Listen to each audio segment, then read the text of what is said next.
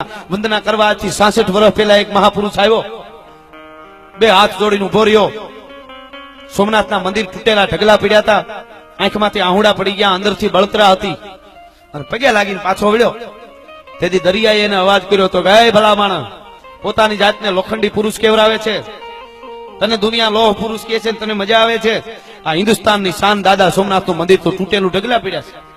અને વળ્યો પાછો ભાઈ, દરિયાના ખારા પાણીમાંથી અંજળી ભરી, અને માણસે કદી પ્રતિજ્ઞા કરી કે હે વિધર્મીઓ, હે વિદેશથી આવેલાઓ, તમે અમારા હિન્દુ ધર્મને તોડવાની ગમે એટલી કોશિશ કરો, પણ એક દિવસ આ દાદા સોમનાથના મંદિરને પૂર્ણ રીતે ઉભું કરી અને માથે જો ધજા નો ફરકાવતો હું સરદાર વલ્લભ પટેલ નહીં. આ મારી પ્રતિજ્ઞા છે. ભલા માણસ સાહેબ, એને કરી બતાવ્યું એટલે એને અમે કાયમ યાદ કરીએ છીએ.